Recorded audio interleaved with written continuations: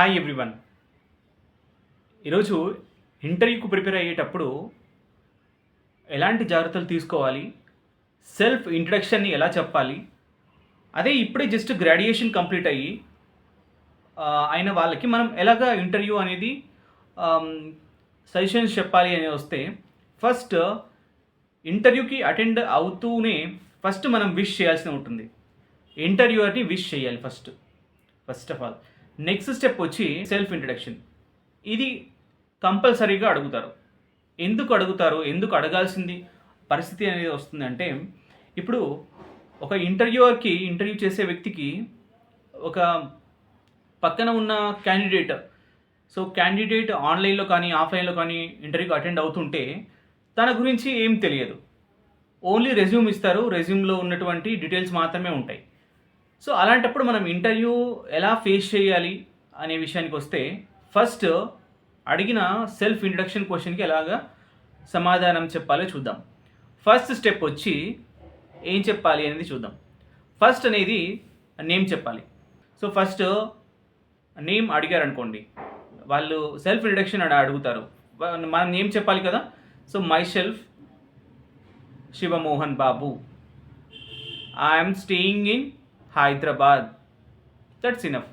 ఎక్కడ ఉంటున్నాము చాలు. Next coming educational qualification, I completed my BTech in the year of 2018. Okay, complete అయిపోయింది. So తర్వాత ఏం చెప్పాలి అంటే, మనం ఎందుకు అయితే అప్లై చేస్తున్నామో అక్కడ ఒక ప్రత్యేకంగా మనకు జాబ్ డిస్క్రిప్షన్లో స్కిల్స్ అనేవి ఇచ్చి ఉంటారు. మనం ఏ స్కిల్స్లో స్ట్రాంగ్గా ఉన్నాం. Okay, so I am familiar with the technologies full stack Python, full stack JavaScript, MERN, so data analytics, Azure. So like మనకున్నటువంటి స్కిల్స్ని మనం ఎక్స్ప్లోరేషన్ చేయాలి. అక్కడ చాలామంది ఇంటర్మీడియట్ 10th క్లాస్ ఇలా వెళ్తూ ఉంటారు. అలా వద్దు. ఫస్ట్ వచ్చి నేమ్ తర్వాత మీరు స్టేయింగ్ ఎక్కడ ఉంటున్నారు, తర్వాత మీకు సంబంధించినటువంటి స్కిల్స్, గ్రాడ్యుయేషన్ అయితే గ్రాడ్యుయేషన్ చెప్పాలి, తర్వాత స్కిల్స్ అనమాట. సో ఆ జాబ్ డిస్క్రిప్షన్లో ఇచ్చిన స్కిల్స్కి మీ యొక్క స్కిల్స్ మ్యాచ్ అవ్వాలి, ఆ విధంగానే చెప్పాలి. ఓకే, మ్యాచ్ అయ్యే విధంగానే చెప్పాలి.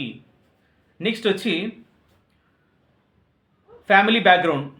So I'm coming from the agriculture family, my father is a farmer, my mother is house maker అని చెప్పాలి. ఒకవేళ సిబ్లింగ్స్ ఉన్నారనుకోండి, I have one sibling, he is younger than me, he completed MSc chemistry.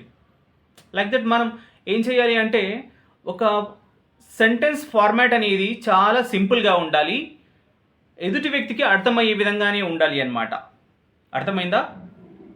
So అయిన తర్వాత coming to my hobbies, I am practicing yoga, and then I usually walking every day to increase my metabolism of my health. Okay, so that's enough. అంతవరకు చెప్తారా? Okay, stop చేయండి. If in case మీరు ఇంకా ఎక్కువ చెప్పాలి, ఇంకా interview అరకి ఇంకా time ఉంది, ఇంకా సైలెంట్గా ఉన్నారు అంటే, then you keep add and something. మీ ప్రాజెక్ట్స్ గురించి కానీ, తర్వాత మీరు లేటెస్ట్గా చేస్తున్నటువంటి ఏదైనా ప్రాజెక్ట్ చేశారా, మీ లేటెస్ట్ అచీవ్మెంట్ కానీ, ఐ అచీవ్డ్ సంథింగ్ ఏదైనా ఉంటే మీరు లాస్ట్ చివరిగా మెన్షన్ చేయండి. That is enough. సో అట్లీస్ట్ 2 minutes చెప్పాలి. అండర్స్టాండ్? సో ఏమైనా ఎక్స్పీరియన్సెస్ ఏమైనా ఇంకా మీరు చెప్పదలిస్తే లాస్ట్లో చెప్పాలి, చివరిలో. ఫస్ట్ ఏం చెప్పాను? నేమ్ చెప్పాలి, తర్వాత where you are staying, next వచ్చి educational qualification, and then relevant skills it is matched with the job description, coming to the family and which background, and also if any siblings you can mention with the siblings and also the profession as well. So that is about yourself. మీ గురించి మీరు చెప్పడానికి మీరు ఆలోచించాల్సిన అవసరం లేదు. అవి ఏ విధంగా మనం ప్లాన్ చేయాలి అనేది ఇంపార్టెంట్. ఏ విధంగా చెప్పాలి. సో మీరు ఇప్పుడు చెప్పిన దానికి రివర్స్ చెప్పారనుకోండి, సో వాళ్ళ యొక్క పర్సెప్షన్ అనేది డిఫరెంట్గా ఉంటుంది, మీ పర్సెప్షన్ అనేది డిఫరెంట్గా ఉంటుంది అనమాట. Okay, so we will meet in the next video. If you have any if you want to anything to ask me, try to put in the comment box. I will be able to help you definitely. Thank you so much. Bye.